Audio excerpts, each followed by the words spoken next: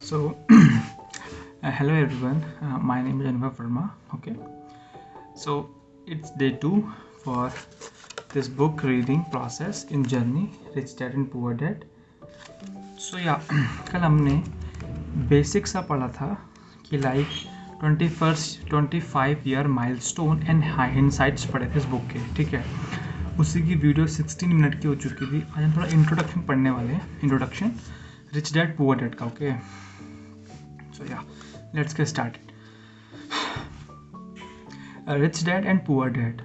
Having two dads offered me the choice of contrasting points of view, one of a rich man and one of a poor man. I had two fathers, one a rich man and second a poor man. One was highly educated and intelligent, and he had a PhD and completed 4 years of undergraduate work in less than 2 years. He then went off to Stanford University, to University of Chicago and Northwestern University to do his advanced studies, to on all full financial scholarships. Okay. The other father never finished even the 8th standard. Both men were successfully in their career, working hard all their lives. Both earned sustainable income. Yet one always struggled financially and other would become one of the richest men in Hawaii. One died leaving 10 of millions of dollars in his family charity and his church. Another left bills to be paid when he died. Both men were strong, charismatic, influential. Both men offered me advice, but they did not advise the same things. Both men believed strongly in education, but did not recommend the same course of study. If I had one, if I had only one dad, I would have had to accept or reject his advice. Having two dads offered me that choice of contrasting points of view, one of rich man and one of poor man. Instead of simply accepting or rejecting one or the other, I found myself thinking more, comparing, and then choosing for myself.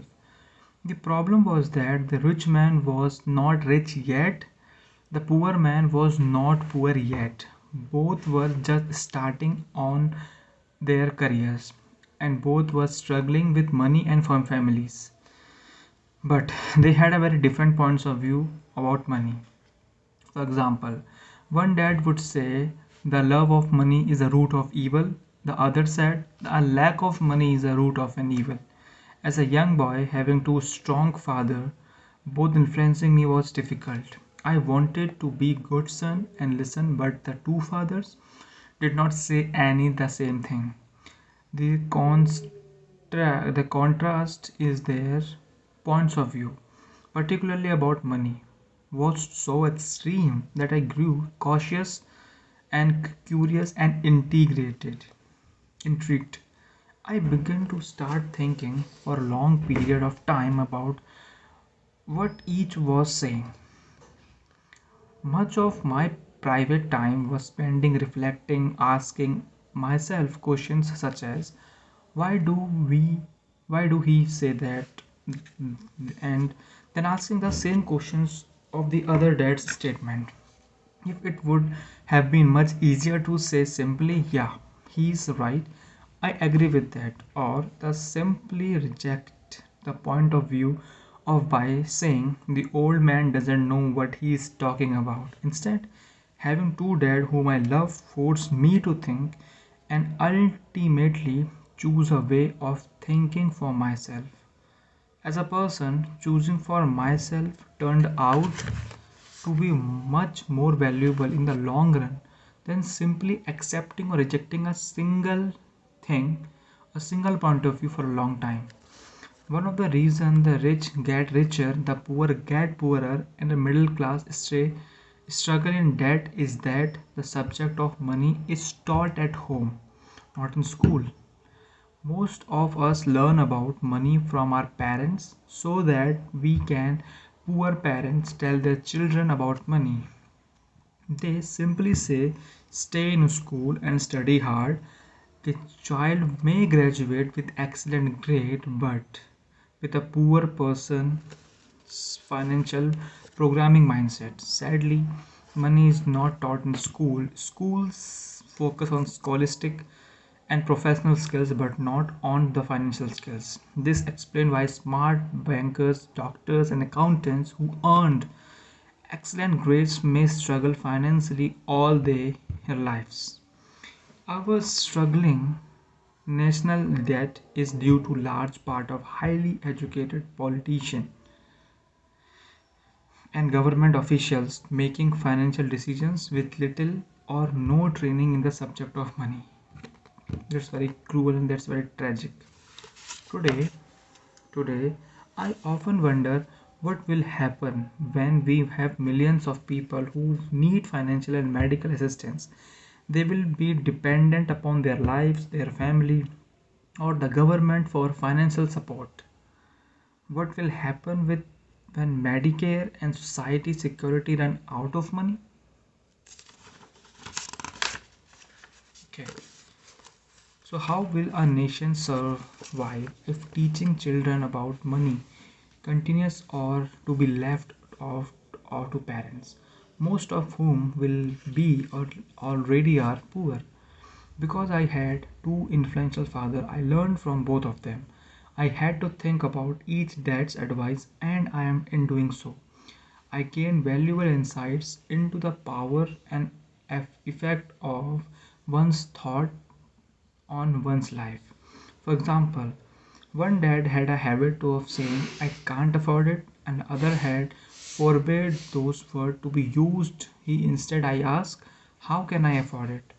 One is a statement and other is question. One's let you off the hook and other force you to think. My soon to be rich dad would explain that by automatically saying the words, I can't afford it, your brain stop working by asking questions, how can I afford it? Your brain put it to work. He did not mean that you should buy everything you want. He was financially about exercising your mind. The most powerful computer in the world, he'd say, my brain gets stronger every day because I exercise it. The stronger it gets, the more money I can make. So remember this line, my brain gets stronger every day because I exercise it. The stronger it gets, the more money I can make. He believed that automatically saying I can't afford it was a sign of mental laziness. Bro, get out of it. Although both dads worked hard, I noticed that one dad had a habit of putting his brain to sleep when it came to finance. Other had habit of exercising his brain. The long-term results was that one dad grew stronger financially and other grew weaker. It is not much different from a person who goes to the gym to exercise on a regular basis versus someone sit on the couch watching television. Proper physical exercise increase your chance for health. The proper mental exercise increase your chance for wealth. The two dads had opposing attitude that affected the one they thought. One dad thought that the rich should pay more in taxes and or to take care of to those who are less fortunate. Others said taxes punish those who produce and reward those who don't produce. One dad recommends study hard so you can find a good company or to work for. Other recommends study hard so you can find a good company to buy. One dad said the reason I am not rich is because I have you kids. Others said the reason I must to be rich is because I have you kids. One encouraged talking about money and business at the dinner table while the other forbade the subjects of money to be discussed over a meal. One said when it comes to money, play it safe, don't take risk. Others said learn to manage risk. One believe our home is our largest investments and our greatest asset. Other believe my house is a liability and if your house is your largest investment, you are in trouble. Both dads paid their bills on time, yet one paid his bill first while other pay his bill last. So there's very beautiful saying in there, in this, in here, in here. Okay. So yeah, 25 years, 25 years later, your house is still not an asset. The 2008 housing market crash was a clear message that your personal residence is not an asset. Not only does it does not put money in your pocket, but he cannot count on the fact that it will go up in value. Today, many cities are sitting sky high property values. Others are experiencing just the opposite. Your house can be an asset if you realize profit when you sell it. Profit when you sell it, na? Okay. One dad believed in a company or a government taking care of you or your needs. He always concerned about pay raises, retirement plans and medical benefits, sick leave, vacation stay and other perks. And he was impressed with two of his uncles who have joined the military and earned retirement and entitlement package for life after 20 years of active service. He loved the idea of medical benefit and at PX privilege the military provide it retires. He also loved the tenure system available through the anniversary. The idea the idea of job protection for life and job benefits seemed more important at time than the job. He would often say, I have worked hard for the government and I am entitled for those benefits. Other believe in total financial self-reliance, and he spoke out against the entitlement mentality and how it created weak and financial need people. He was emphatic being about being financially component. One had struggled to save a few dollars, the others created investment. One dad taught me how to write an impressive resume so I could find a good job, and the other taught me how to write strong business and financial plans so I could create job. Being a product of two strong dads allow me the luxury of observing the effects different thoughts have no one's life. I noticed that people really do shape their lives through their thoughts.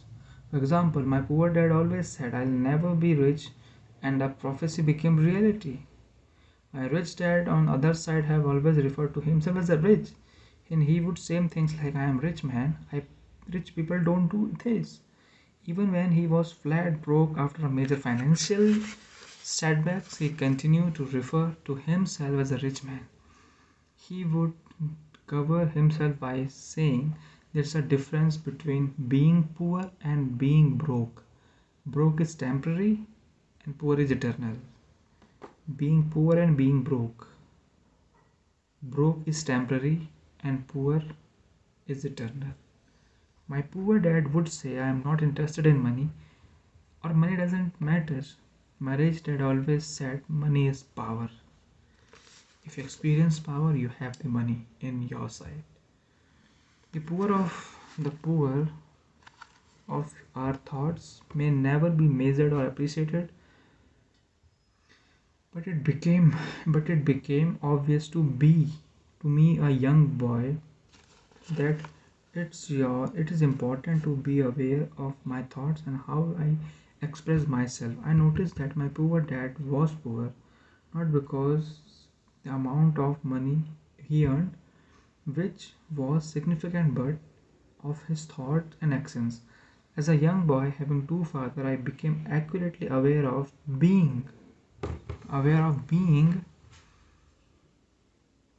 expressed. I noticed that my poor dad was poor not because of the amount of money he earned, but which was significant, but because of his thought and actions. As a young boy having two fathers, I became actually aware of being carefully about which thought I chose to adopt as my own. Should I listen to my rich dad or to my poor dad? There are different between a being poor and being broke. Broke is temporary and poor is eternal. Broke is temporary and poor is eternal. Very beautiful. Although both men has tremendous respect for education and learning, they disagreed about what they thought was important to learn. One wanted to me to study hard, earn a degree, and get a good job to earn more, and he wanted me to study to become a professional, an attorney, or an accountant, and go to business school for my MBA. Other encouraged me to study to be rich or to understand how money works and to learn how to have it work for me. I don't work for money. Where would where were words he would repeat over and over. Money works for me. Hmm. At the age of 9, I decided to listen to and learn from my rich dad about money. I am doing so. I choose not to listen my poor dad, even though he was the one with all the college degree. A lesson from Robert Frost. Robert Frost was a very great poet. Robert Frost is one of my favorite poet. Although I love many of his poem, I love many of his poem. My favorite is The Road Not Taken. I use it lesson almost daily. Road not taken, two road diverge in yellow boat. And sorry, I could not travel both. And be one traveler, long I stood and looked down one as far as I could, to where it bent in the undergrowth, then took the other as just as fair, and having perhaps a better claim, because it was grassy and wanted behavior, through as for that passing there, had warned them really about the shame, and both that morning equally lay in leaves no step had trodden back. Oh, I kept the first for another day, yet knowing how way leads on to way, I doubted if I should ever come back. I shall be travelling this with a sight. Somewhere ages and ages hence, two roads diverged in a foot, and I took the one less traveled by, and that war has made all the differences. And that has made all the differences. Over the years, I have often reflected upon Robert Frost's poem. Choosing not to listen my highly educated dad's advice, attitude about money with a pay was a painful decision, but it was a decision that shaped the rest of my life. Once I made up my mind about whom to listen to, my education about money began. My rich dad taught me over 30 years until I was 39 old. I stopped once he realized that I knew and fully understand what he been trying to drum into my often thick skull. Money is one of power form of power, but what is more powerful is finance education. Money comes and go, but if you have education about how money works and you gain power over it, can begin building wealth. The reason positive thinking also does not work is because most people went to school and never learned how money works. They spend their lives working for money. Because I was only 9 year old when I started, the lesson the rich dad taught me were simple. And when it was all said and done, there were only six main lessons repeated over 30 years. This book is about those six lessons, put as simple as possible, just as simply as my rich dad put fourth lesson to me. These lessons are meant not to be answers but guideposts that will assist you and your children, you and your children